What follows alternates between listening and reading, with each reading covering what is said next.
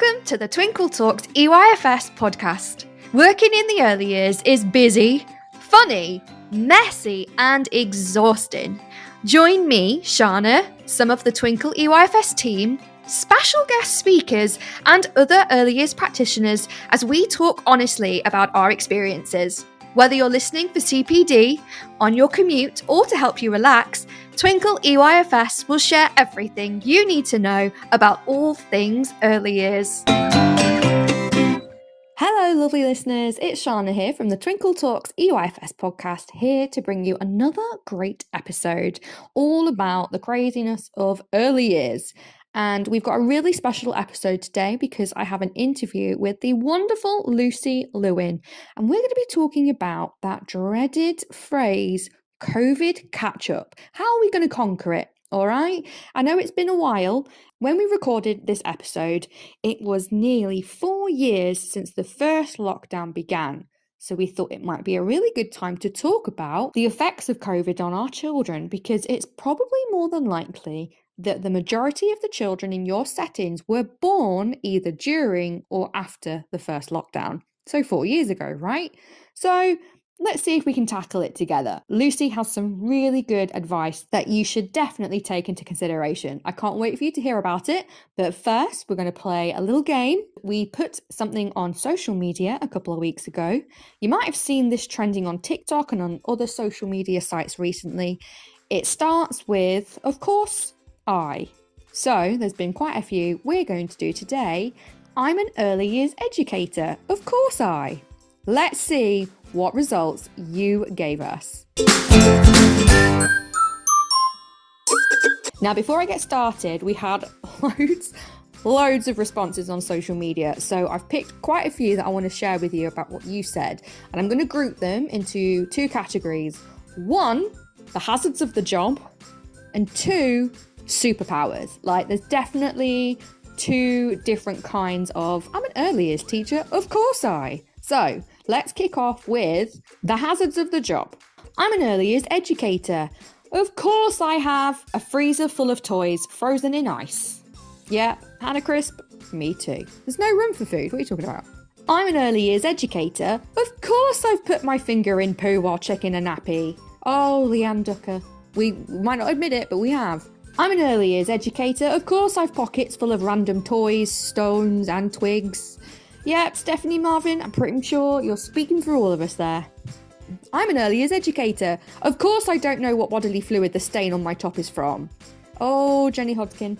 And given the choices that it could be, I'm pretty sure we don't want to know, do we?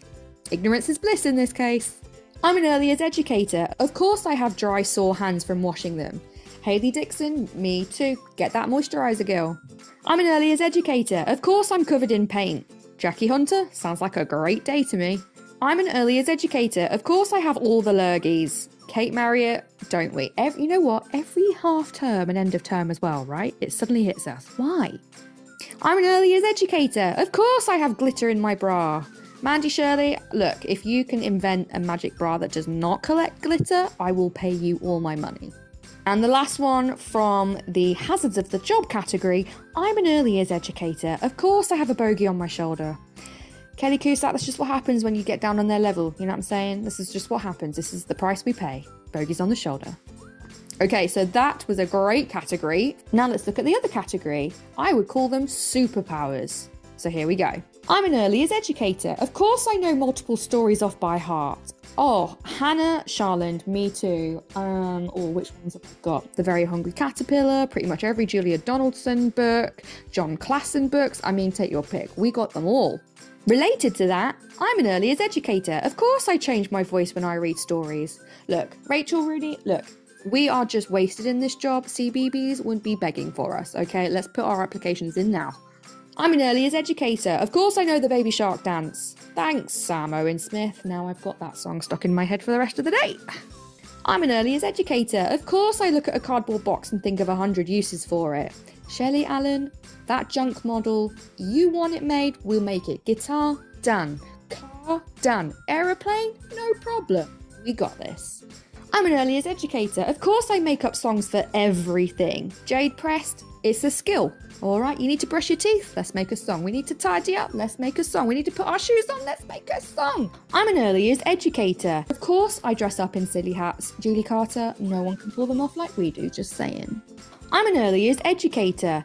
Of course, I can spell out words to my colleagues so the children don't understand. Katie, you know you're good at that one when you can spell CHOCOLATE really quickly and get those snackies in without the kids realising. I'm an early years educator. Of course I could recognise a nameless painting. Robin Lee, again, people would pay money for this skill. And I'm going to leave you with something that's lovely. Nice wholesome comment here. I'm an early years educator. Of course I love my job. Thank you, Claire Hickling. Me too.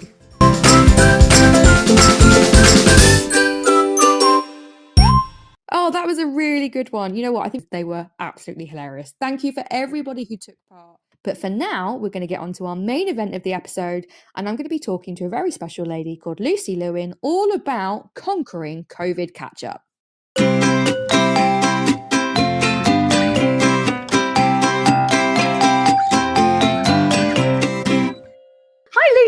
Thank you so much for joining me today. I am very excited to talk to you because I feel like we get on very well anyway, and we've had a lot to talk about, and now we get to share with the world what we've been talking about. So very exciting. But before we get there, please, Lucy, tell our wonderful listeners all about you and what you do and how you are involved in the education sector. Oh my goodness. So yeah, I'm Lucy Lewin. Thank you so much for having me. I'm the proud owner and founder of a 85 place day nursery in the Midlands. But I've also got the Profitable Nursery Academy, where we support single site nursery owners, small chains and childminders to really understand the business of business. Because for me, that's where my heart lies. Perfect. And that's what we need. We need more of it. And I think it's a really actually important time for us to talk about and talk with business women such as yourself, because on the day of we're recording, the spring budget was announced, fun times. And obviously there's a lot going on in early years in terms of the funding and the childcare hours increasing and et cetera, et cetera. And a lot of businesses, especially independent early years businesses, you know, trying to find funding, which is quite difficult. And I think one of the difficulties a lot of us come across, even if we're working in schools or we are working in independent nurseries, is, and I'm going to say it, it's the big COVID word, COVID. Oh, shudder still. I know. And you know what's really strange? At the time that we're recording this, right, in 10 days, it will be the 4-year anniversary of our first lockdown. So 4 years ago, it all started. And I'm just a little bit like, wow. It gives me a little bit like, oh yeah, we did go through that, and oh, what a weird time. Yeah. And then it got me thinking hang on, actually, we've got children in our settings that were born in COVID lockdown and afterwards. And of course, that must have had a massive impact on children, nurseries and parents and families, right? I totally agree. And I think that's that stark realization, isn't it? That there is no longer a child within our early years that was born before COVID. Right. So, you know, straight away, one of those first things that I can't believe that I still hear as an educator is that bit catch up. Mm-hmm. Right. And I get a little bit on my high horse about this. And I promised I wouldn't get on my high horse till at least halfway through. And I'm minutes in and I'm on Do it. But it's that phrase, isn't it? Right. How many times do we hear the media, even policymakers talking about the children, you know, we need to catch up. We need to put in these interventions that are going to allow children to catch up. For me, it's the wrong phrase, or it's at least aimed at the wrong people, because the very notion of the phrase catch up means that you once had it, okay, so that it's there for you to have. Well, actually, these poor children can't catch up to something that they don't know or have never had. These are a whole new generation of children who were born into a world that was discombobulated and just broken at its core.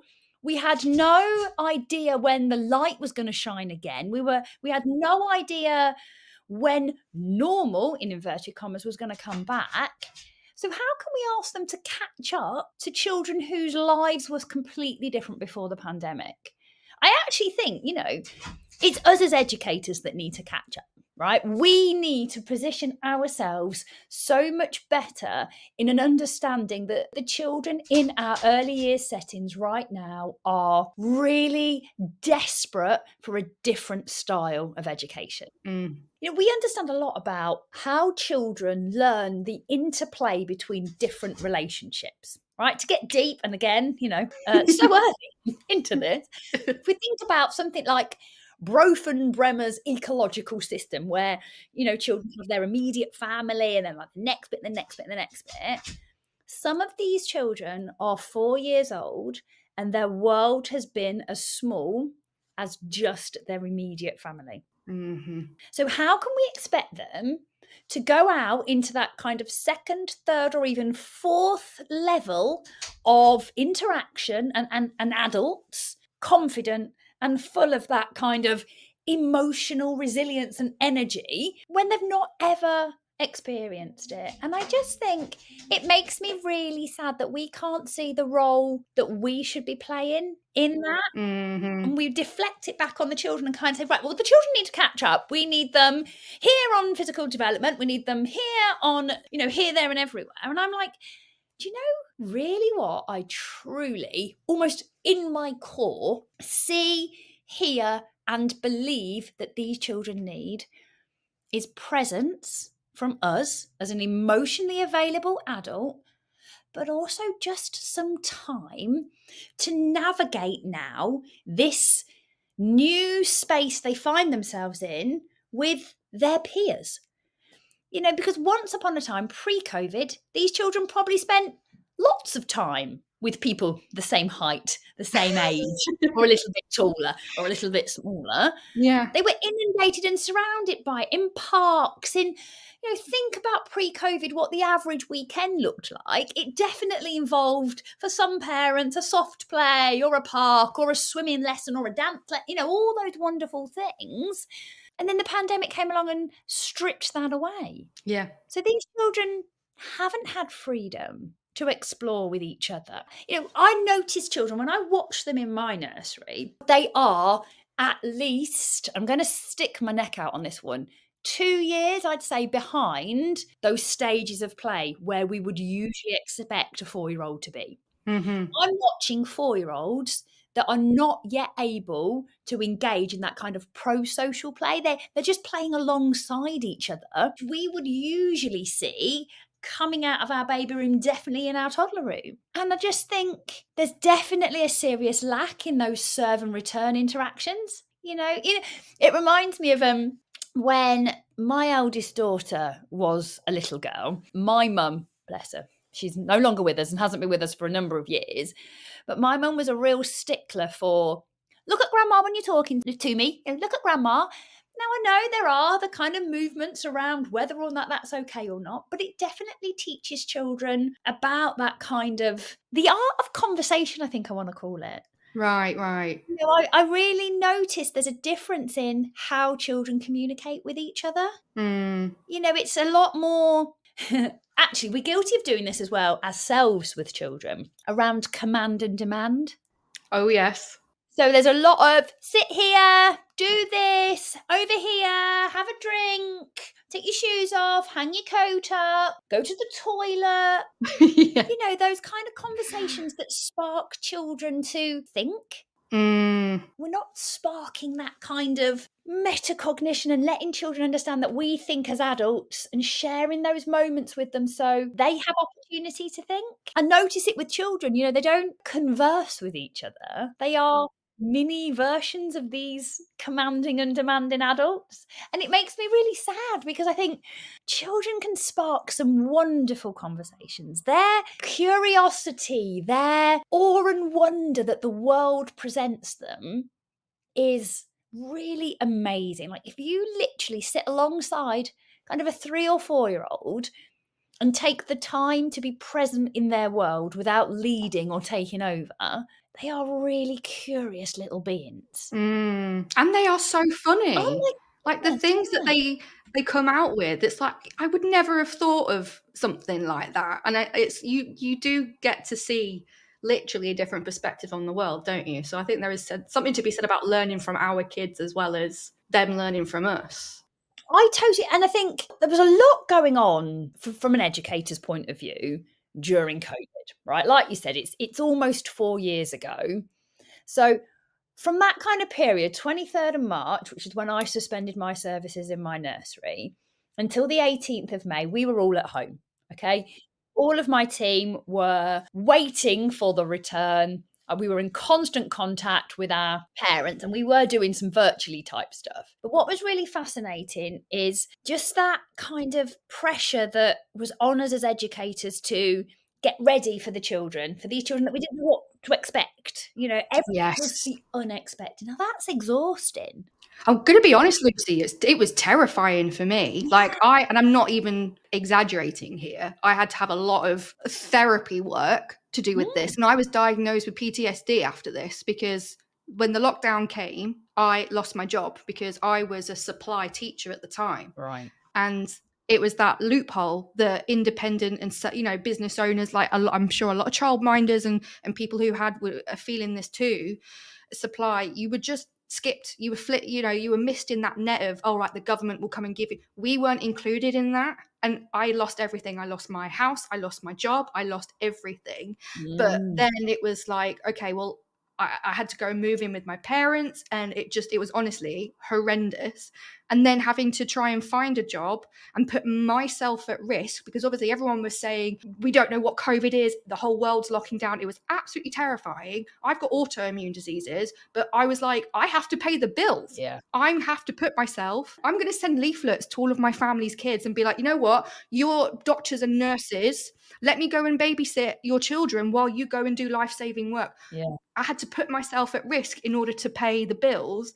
Honestly, it was absolute. So even, I know we're talking a lot about the kids, quite rightfully so, but also, like you say, where was our headspace as educators, as practitioners, as parents, as families? People. Oh my God. Like, yes. I remember describing it once as, I felt like as a early years business owner, as a mum, I've got 5 children of my own. So, you know, at the time that COVID happened was when I was launching the Profitable Nursery Academy. Okay. So as much as I'd got an established business, the nursery, I'd also got a new fledgling business. So I felt like it was coming at me from all angles. But I remember describing it as, it's like somebody had said, I need you to go out and run 100 meters. So you prepare yourself, you get yourself ready, and you go out and you run hard for 100 meters. And then as you cross the line, they kept going, can you do another 100? So again, you go, okay, yep, just one more 100. And I think what the reason I tried to use that analogy is I felt that, like, if you'd have told me that COVID was going to be here for 2 years. Yes. And during that time, I needed to manage my energy, my work, my commitments, my children, myself, and everything, I could have done it. But I think it was because it was this constant unknown. It's this long. It's this long. You know, there's lots of kind of theories around the cognitive load of decisions that we needed to make, definitely as early years leaders, but even as educators. Okay, like you've just explained there, not only are you deciding about whether or not you want to go to work, now there's all this complexity around, should I? Will I die if I go to work? Which sounds dramatic, but we were being told that that was a very real, possible kind of thing that had happened if you did go to work. Now, how can we, as educators, be emotionally available for the children when we're done? Right. We were spent. Now, this is a little kind of side note. I've got a first class honours degree in education studies. Okay. I resigned about 15 minutes into homeschooling. We went to the shed where I work from in my garden with all of the enthusiasm of lockdown. We'd got the books, you know, Travis had even put his little school's top on. Like, we were going to go and boss it, right? 15 minutes. I don't even think, I think 15 minutes is me being generous. I think that included the time walking to the shed. Because I just couldn't do it. No. Right? I think I'm an all right mum. Maybe don't survey my children to back that up. But I think I'm an all right mum. They're doing all right.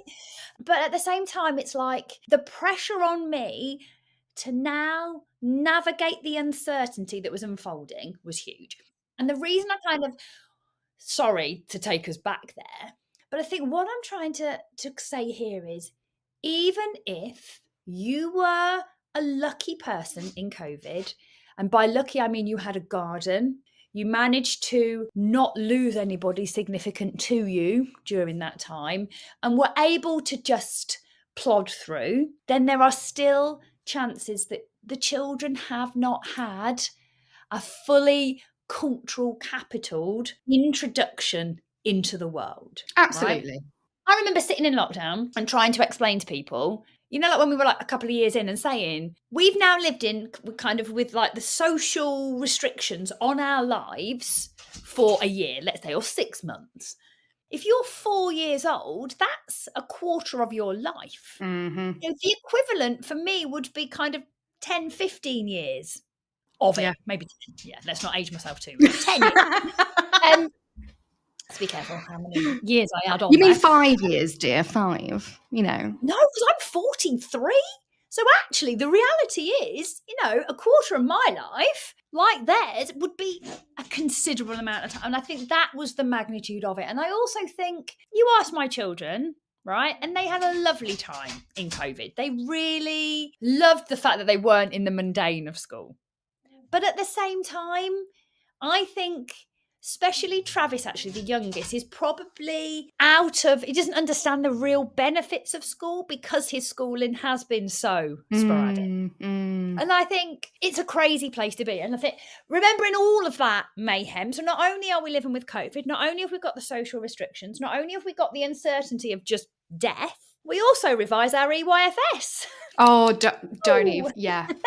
Right, we decide in 2021 that the best time to change the playing field or amend the rules or adapt what we're going to deliver is right at a time when the primary driver was sneezing in our elbows and washing our hands. Okay, we were 2 not meters. concerned. Yeah, during that time we were not concerned about high quality pedagogy. No. We were concerned about keeping children safe. Cross-contaminating and infecting themselves with this disease, right? Yeah. So we know, as adults, you read any book on creating a new habit or learning a new skill, you need 21 days to create a new habit. Okay, you need 10 years to master something, but in just 21 days, you can create a new habit. Well, this sneezing in your elbow and washing your hands for 20 seconds and staying 2 meters apart was priority in our life for a very long time, years. So is it difficult to think that we got lost? We forgot our purpose.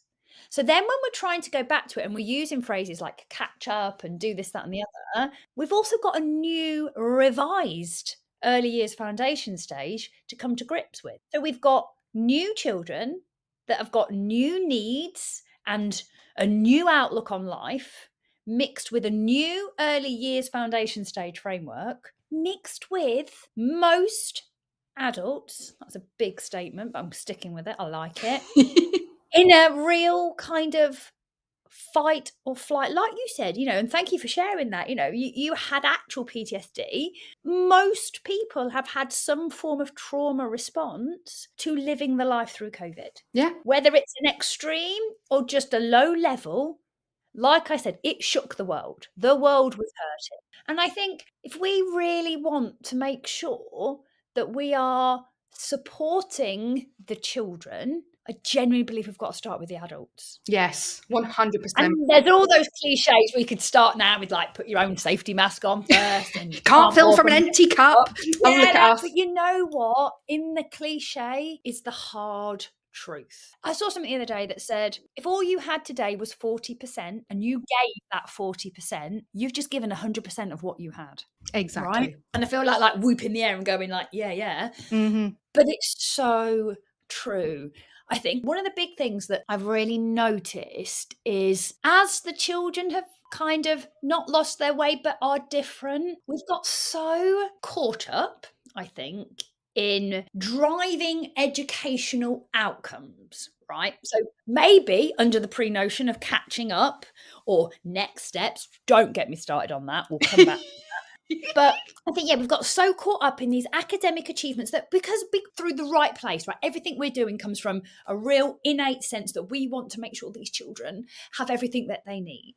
Okay. As a result, we're putting the pressure on ourselves to deliver. Do you know what these children actually need? They need us to slow down. We have forgotten that there is magical learning that happens in mundane. Children like repetition. They like consistency. They actually like us as adults, right? I know, right?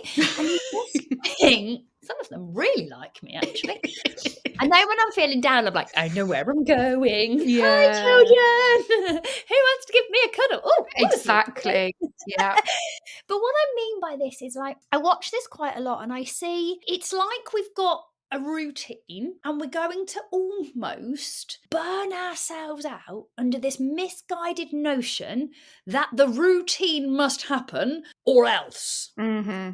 I'd love to know what else is, because I don't think it's what we think it is. And what I mean by that is, when I say to educators, right, just stop everything.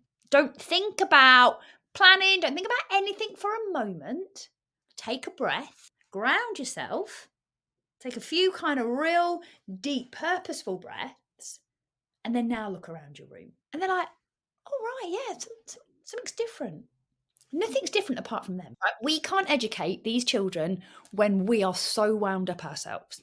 And there is so much to be seen and so much to experience when we slow down.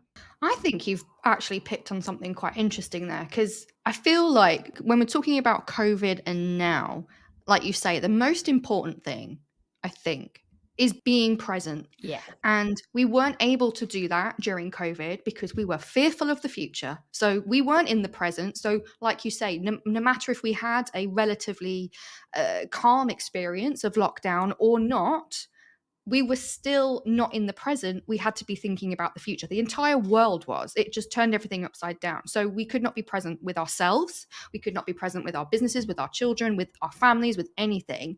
And then I feel like now we've come out of COVID and, you know, like you say, this word catch-up's been thrown around. We're now looking at the past. Yeah. And it's like, okay, we're still not being present here. This is just the same problem in the wrong direction. You're missing the point, people. Presence. They all say, don't they? You know, anxiety is that living in the future and fear of the future. Depression is that sense of reflecting and melancholy about what's been. It is a gift. That's why it's called the present, right? And I know, again, that's another one of those cliches, but it is so true. When I talk to educators and I get them to stop and slow down, or even just stop, and we have a different day, or we start to talk about those moments that they've captured where they don't feel burnt out, that they don't feel stressed, they feel like everything is just amazing, that's because they've taken the pressure off themselves, right? Children will play. It's innately in them. You don't have to have the most Pinterestable tough tray to encourage children to learn. Children will learn from just you being there and responding in that real sensitive, like I keep saying, emotionally available way. The best gift you can give a child is a smile when they don't expect it, right? Think about, we're trying to instill under the characteristics of effective learning. We want children we want to understand how they play and explore. We want to understand how they think critically. So in order to do that, we've got to give them opportunities to fail, right? We've got to support them in their failures so that kind of experiential learning takes place. You don't watch a baby stand up for the first time, then say, brilliant, that's crossed off their development record. Right, little Johnny, you've got your balance. Can you hop? You're so right. But we just don't do it. No. In fact, we actually said that, we'd be like, oh my goodness, why? And I just think we're doing that with this, again, misguided notion that children have to go to the next level of development all the time. You know what? Sometimes a next step in a beautifully crafted sequence of learning is doing it again. Next step is sometimes to the side. Dare I say it, the next step is sometimes one back. That's right. Failure is learning. Cha-cha-cha, not, one in front of the other. And I just think... Learning is a cha-cha-cha. That, can you please make a t-shirt? That sounds great. I do actually, doesn't it? But yeah, I just think to myself, like, they don't have to do the thing that comes next in whichever development book of choice you use, Development Matters or Birth to Five. The next thing isn't necessarily the next thing. The next thing can be the same thing, the thing before, the thing to the side. And I'll always say that if you want to understand what I mean, think about when a baby learns to walk. We don't just, like I said, watch them stand and then ask them to hop. But how guilty are we of doing that with every other area of learning? My biggest ask of my colleagues in our sector is we really give children time to understand themselves and their bodies. Back to that command and demand thing, rather than saying, right, who wants a drink? Okay, it's a great thing. It gets the desired result. Me, not me. How about this? Children, can you help Lucy think about something? I've got a bit of a funny feeling in my tummy. I can't work out quite what it is, but it's kind of going... It's like it wants to talk to me. Did yours do that? Does anybody? Yours is doing it now. Can you feel it? Wow, what do we think's going on? Waits for answers. However long they take, because that's the other thing. Shut up, educators. Give the child time to answer. Anyway, we get some answers, and then we start to say, maybe we're hungry. And there's lots of visual cues in your face, lots of smiling, lots of responding without words. That way you lift your eyebrows and you smile and you give them that kind of facial expression that's saying, I know you've got this answer. I'm here when you're ready. Because then that way the children have learnt to understand physical sensations within their body, but not only understand a physical sensation in their body, they're also understanding how to respond to that sensation. How many children, bless them, will tell their parents that they've got a tummy ache? Funny story. Lived experience with said youngest child, Travis. We were going to Tenerife one year. This is a note to always pay attention to children who tell you they have a funny tummy. Uh-oh. Yeah. So... very long story short, Travis is telling me he's got a tummy ache. I'm saying, you're just excited, darling. We're going on a holiday. Of course that's it. Is it rumbling and feeling like this and little pins and needles in your fingers? I'd just done my emotional well-being training as well. So I was on. Get to the airport, give him some chicken nuggets. He's still saying his tummy's feeling funny. I'm still telling him he's just excited, maybe a little nervous. So we then go through passport control and I give him a chocolate milkshake. Oh my God. Yeah, you know where this is going, right? Yeah. As we buckle ourselves into our Ryanair, other airlines are available seats, and we start to taxi just as the airplane starts to go really fast to tip its nose in the air. Travis looks at me and goes, Mummy, I feel really fun. No. Chundertown. Chicken nuggets were flying up the aisle. Air hostess comes running towards me. I think to save me. He turns on the air vent and runs back to his seat. I'm literally sat there with chicken nuggets and chocolate milkshake. I'm in the three, so it's me, Travis, and my eldest daughter Leah. And then this side is my husband and some of the other children. No, it was a couple with the children behind us. And honestly, my husband's like that. Looks over, looks back forward, puts his headphones back on and sinks down as if he doesn't know me. I'm like, oh my goodness. So yeah, note to self. Sometimes children need the language for understanding how the, emotions feel in their body. Sometimes they just don't feel well.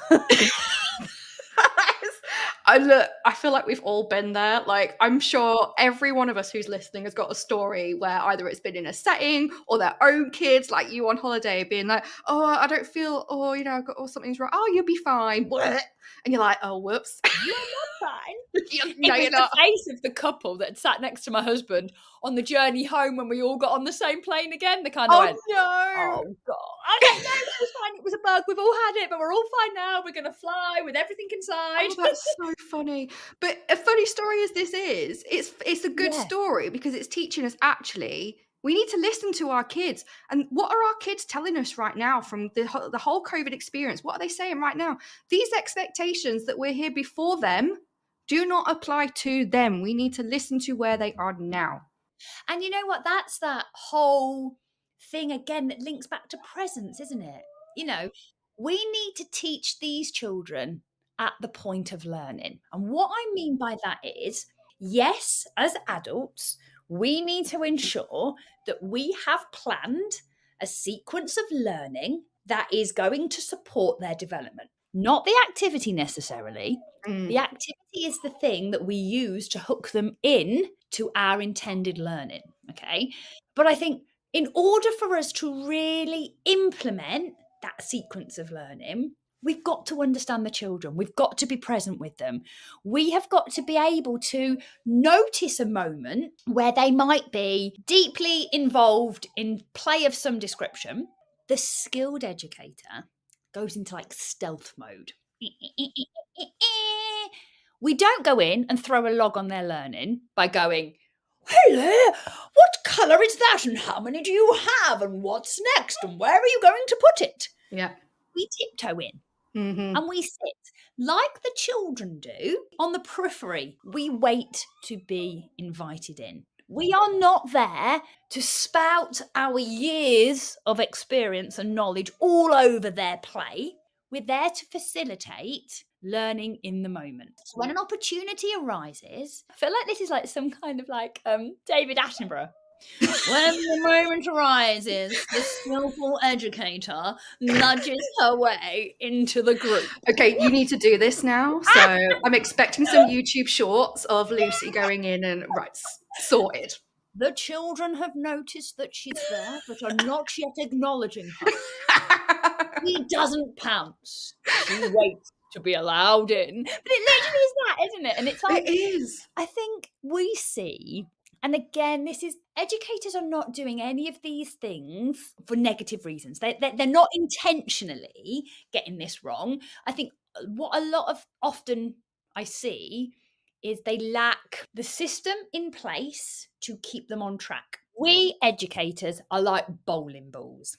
Stay with me on this one.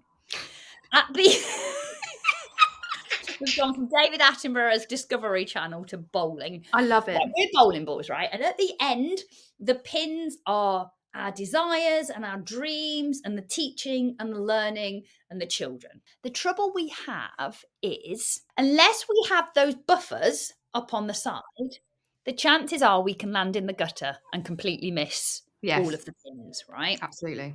So systems and processes, i.e., the buffers at the side, what they allow us to do as educators is aim for where we want to go, maybe too fast or not fast enough, or maybe we wobble down the way.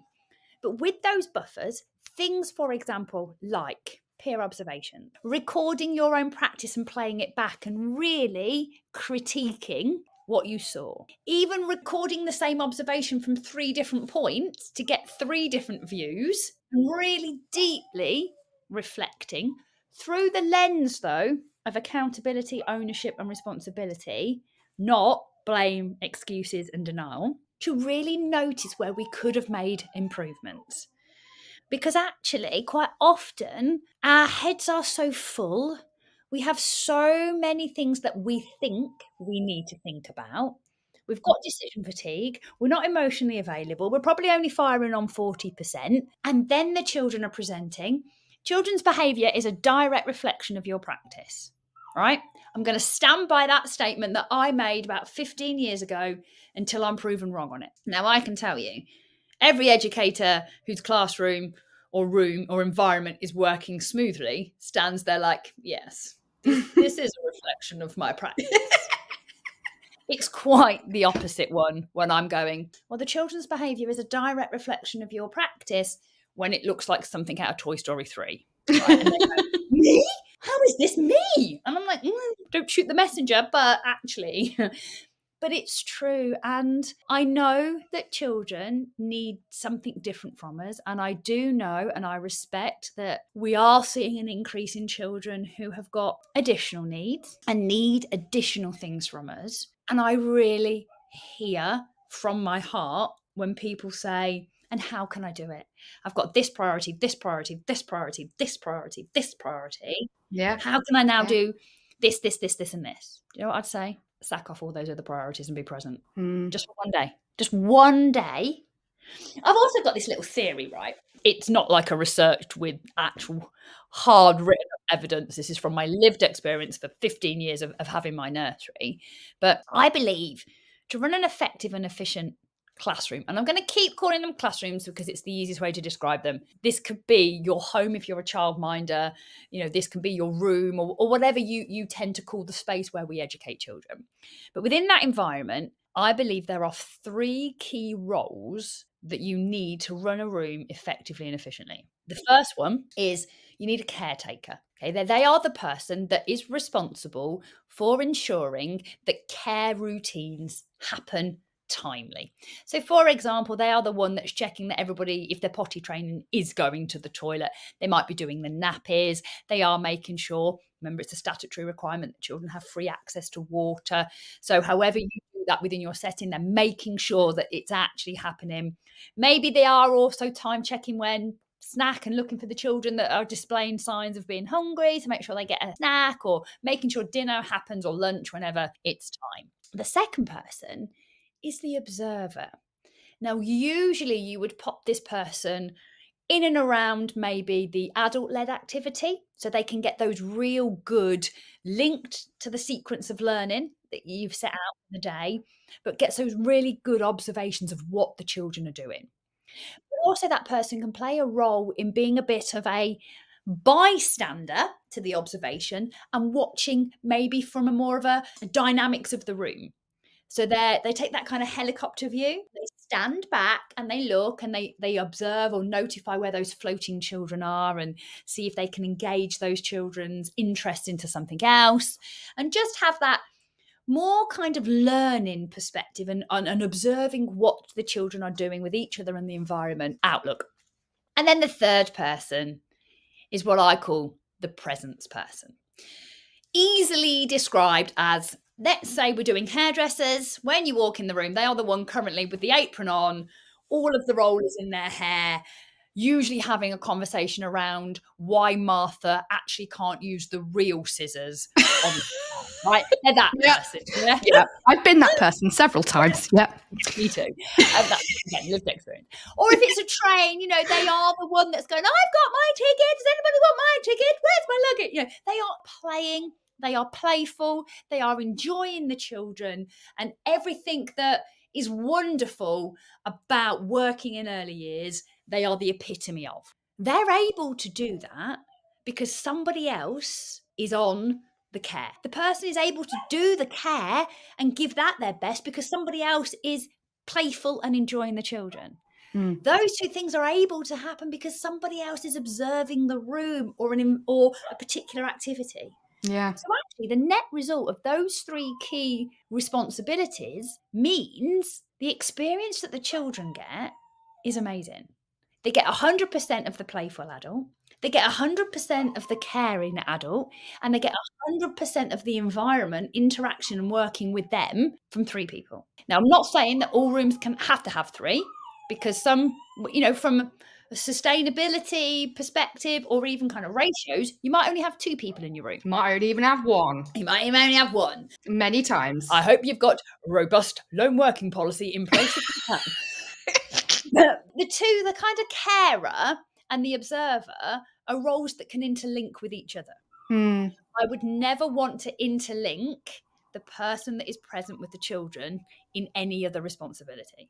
But see, this is it. We feel like you've picked up on something really important here.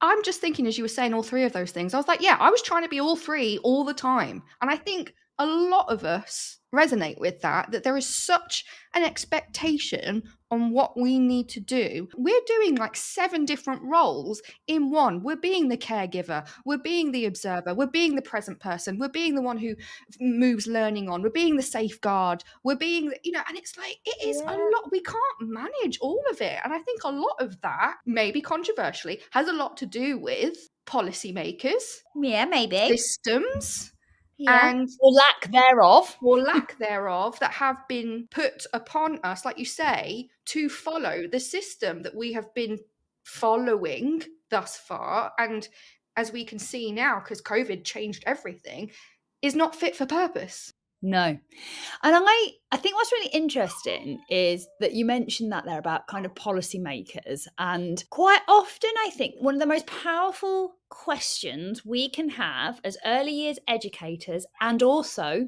early years leaders and managers is why. And what I mean by that is we need to become like those seagulls on Finding Nemo. Like, why? I know they're saying mine, but we need to be like, why?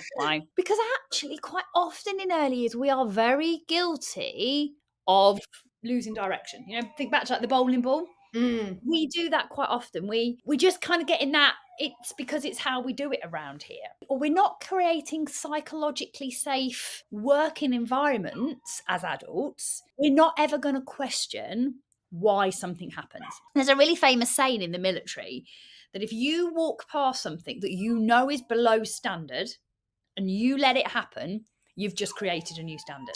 Ooh. And what happens then is if the level is so high and you've seen something that's below that level and you let it happen, that new lower level is where it's at now. We have whistleblowing policies in place, but what can be really tricky in early years is actually, and arguably, the most effective early years environments as an adult to work in is one where it is friendship based. So there is a study by Gallup that says if you have a best friend at work, you're more productive, you're more engaged, and you are actually a better, inverted commas, worker. Okay, which is wonderful in an office. What about in a sector where we actually could at any moment have to go and say to our leader or manager, my best mate Bronwyn, she's just XYZ. From a safeguarding perspective, we have a duty to ensure that our whistleblowing policies are safe and robust. That's what keeps children safe. But it can be quite difficult when also we want to create a working environment where there's trust. And I actually think underpinning all of that is that thing that I've just mentioned, and that's that psychological safety. If you don't know what it is, psychological safety is about creating environments where quickly, and many of the authors that are the experts in this will probably cringe at my very quick version of it. But my understanding of psychological safety is I'm going to create an environment where I'm going to support you to fail. Google did this, right? Google actually created a culture where failure was celebrated. It was no longer shamed. It wasn't guilted. It wasn't brushed on the carpet. It was brought to the forefront and seen as an opportunity to learn. And actually in early years, is that not what we want? We want it for the children, for sure. I was just about to say that. Yeah, we do it for the kids, but do we do it for each other? No. Because right. Everything I say comes from a place of kindness and love. Is this a little disclaimer here, Lucy? Yeah, right. Literally. And I genuinely mean that, right? So I care about my sector, I care about my community, I care about my country, I care about everything, right? Because a little bit of a stoic, I believe that people are inherently good, and with the right environment and the right support, when people work to their strengths, that goodness can come out, okay? Yeah. So everything I do comes from a place of kindness and love. Let's talk about bogies. If I... Go on. If I had a bogey on my nose, right, would you tell me? Yes. Would you straight out be like, look, Lucy, you've got a little bogey on your nose there? Like, yeah, I do that from, that's a bit weird. I do that for but if we're out in public, I'm like, you got to, right. A parent comes to the door, dropping off their child. Newish parent, not much of a relationship between you and that parent.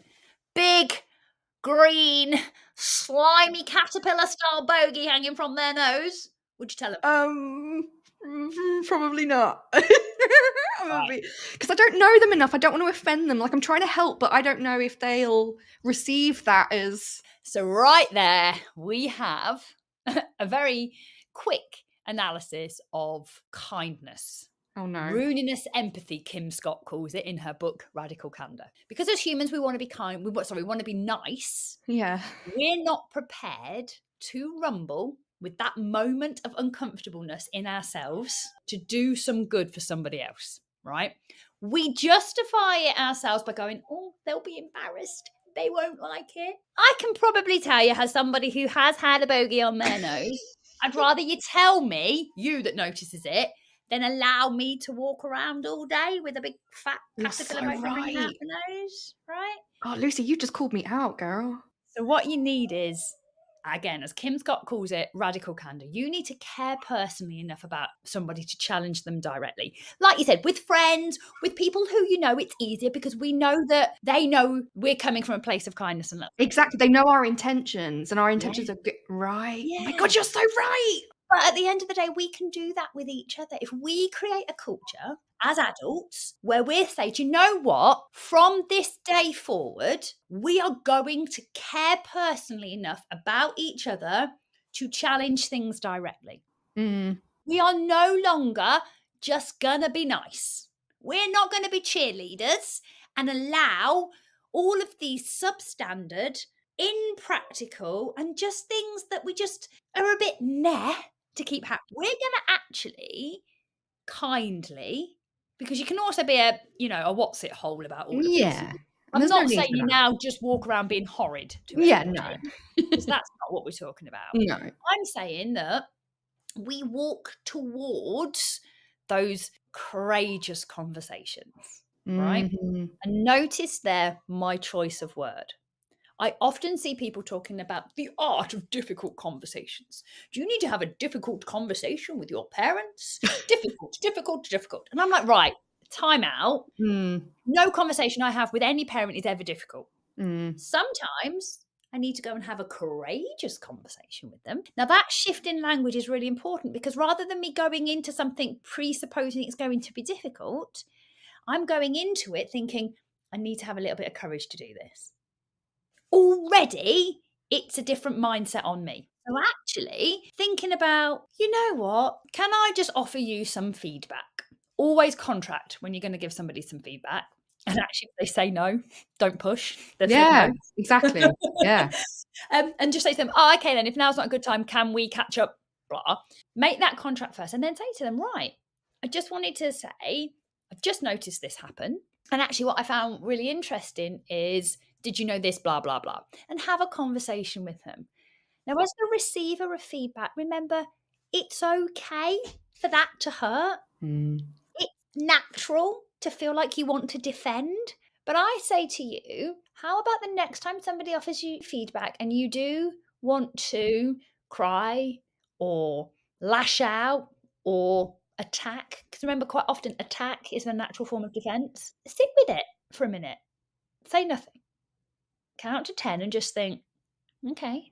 Thank the person and say, right, thank you ever so much for giving that feedback. I'm going to go and reflect on it. And do that. I remember once we used to have reflection journals at the nursery. I'm going back like loads of years here. And the idea was that I was encouraging, this was like the precursors to us creating this psychologically safe environment. So the idea was that my team could journal their genuine thoughts, ideas, and da-da-da. I would take them away, I would read them, and I would give my comments. But I'm really, really firm on, I will have a conversation with anybody. I think I've already mentioned this today. If they turn up ready to be accountable, take ownership and take responsibility. Even in the darkest of moments, even in the most catastrophic of failure, I want to hear accountability, ownership, and responsibility. Walk towards me and all you're going to do is blame, make excuses, and be in denial about your part in it, then we're not going to have a conversation. And actually, it's brave. It doesn't happen overnight. And there is often tears and tantrums. But actually, the net result over a period of time, if you all commit to this as a team together is that you're creating the sort of environment where everybody feels emotionally supported, everybody feels valued, everybody gets to turn up the best version of themselves. People start to work towards their strengths naturally, and that, it becomes a nicer place to be in. There is no longer fear of failing. People don't go away going, oh my goodness, I did that wrong. What's going to happen? Yes. People say, oh my goodness, I did that wrong. Who's helping me? And it's what we need. And do you know what the children see? The children see these more knowledgeable others, that's us, by the way, getting it wrong. Yeah. And actually, we then absolutely role model growth mindsets. I was just about to say. And what more do we want for our children other than to realise that getting it wrong is okay, especially now in a society where perfection is given this like front row seat, where filters and social media have us all in one breath going, well, I know it's only social media, it's not real. But at the same time, mindlessly scrolling, putting ourselves down, we've got a generation of influencers who influence through their positivity, but we never really get to see the true cost of that. And I just think, is what is leading us to feeling burnt out all the time? These unrealistic expectations on us not only as educators, but as human beings. There's like a gazillion crises out there right now. The first thing I'll always say to people is turn the news off for a week, come back to me and let's talk about your actual lived experience and let's look for some solutions, not through toxic positivity, right? I think that can also be just as damaging. Harmful. Yeah. I'm on about the reality of life. As your leader and manager, and again, this is how as a leader, I'll always craft my conversations with my team in this way. What do you need from me? Do you need me to listen or do you need a response? Because sometimes people just want you to sit in the dirt with them. There are some great books for children written. I wish I was in my other room because I could show you some of them, but there are some amazing books that are genuinely written for children where I sometimes sit with my team and I'm like, let's just have a little story. Right. I wanted to hear. And like, where are these adult books for us? Why is it just for their children? Well, the adult books are there, but they've just got so many more words and not enough pictures. No, I like the pictures. No. But you've picked up on so many amazing things here. I think it all boils down to get rid of this word catch up. It shouldn't exist. Yep. This is just a new playing field, and we've got to learn to meet the kids where they're at, which is by being present and actually taking that ownership, but also, like you say, being present with each other, creating that environment where we can kindly challenge each other, but also kindly challenge the system, the policies that we have been told to follow. And just, just go be present, go with the flow, get rid of these expectations on ourselves, on our children, and just be. And we've had a lot of response actually about this episode because I told lots of people, all of our followers on social media, that you were going to be coming on and we're going to be talking about this. And a lot of our customers were saying the same things. They were struggling with the children, that they're not as independent as past cohorts, that a lot of children have difficulty regulating themselves, a high percentage of speech and language needs, toilet training. Like there's all these maybe new behaviors, like you said, not meeting the expectations of what we've been told they are. But, this is just kind of the new norm. What would you say to those people who are seeing these new behaviors? Meet the children where they're at very shortly. Stop thinking that they should be doing this. See what they're doing. So when you described all those things there, my head goes straight away to, amazing toilet training, right? We can do some great activities around going to the toilet, knowing where it is. We're talking about big emotions. Let's have times where we are jumping up and we're being loud, but then we're going small and we're being quiet. Stop fighting against these children, what they want and need with our misguided adult agenda. Go to where they're at, be a facilitator on their journey, walk alongside them and let them see who you are so you can see who they are, and then you go together. Co-regulation starts with you as the adult being regulated first. Mm-hmm. You can't put a tornado out with a hurricane or whatever that saying is. We do it so often, don't we? Like, why are you all shouting? Yeah. You are. You're so right. It's like, it's always coming back to, you know what, look after ourselves first. Be the role model, show people, show our children how to fail, how to learn, growth mindset. And just, I love it. I love it. I feel like a lot of us will want to see more from you after this episode. So before you go, please tell us, where can we find you? What projects have you got coming up? Where can we go and contact you should we want to learn more? So I am on LinkedIn, Lucy Lewin on LinkedIn. That's probably the best place to find me. Or you can Google me, check me out at theprofitablenurseryacademy.com. Lots of things. I'm kind of in and around all the kind of expo-y type shows and things that are around. Always got something to say on one of them. I would be on a stage. But reach out. I'm always happy as well. If you send me an email, I'll always respond. And the thing I'll probably do first of all is ask you to jump on a call with me. I actually prefer you to sit down, not jump. But anyway, it's just easier to take you in what you're saying if you sat still rather than jumping. But yeah, I'm always available. You know, I can't say all this thing about psychological safety and being present and offer this support. I don't want to run away. I'm there too. So yeah, reach out to me, ask me, come via you and the Twinkle team or whatever. You'll find me. I'm like Nanny McPhee, right? When you need me but don't want me, I'm there. And when you want me and need me, I'll be gone. No. It sounds like we will always want and need someone like you, Lewin. And I have a feeling that this is not going to be the end. It's not going to be the end of us. So I think I'm going to see you real soon. But thank you so much for coming on. Well, thank you for having me.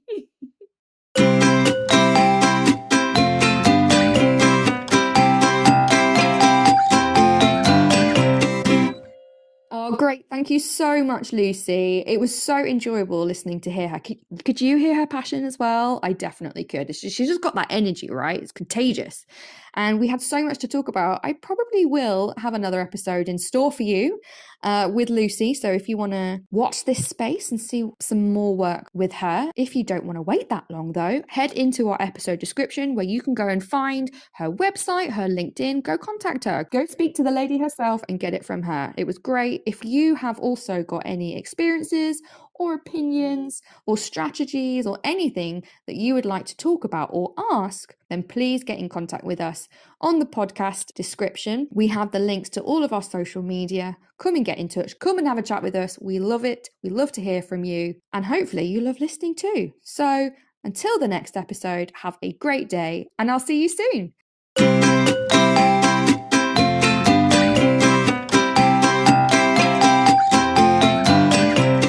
So that's it for today's episode. I hope you really enjoyed it. If you would like to join in or would like to know more, then come and find us on our social media sites. We have a Facebook page, Facebook groups, an Instagram, TikTok, Twitter, Pinterest, and YouTube. All the links of where to find us will be in our podcast description. Come and join the conversation. And whatever you're doing today, I hope you have a great day.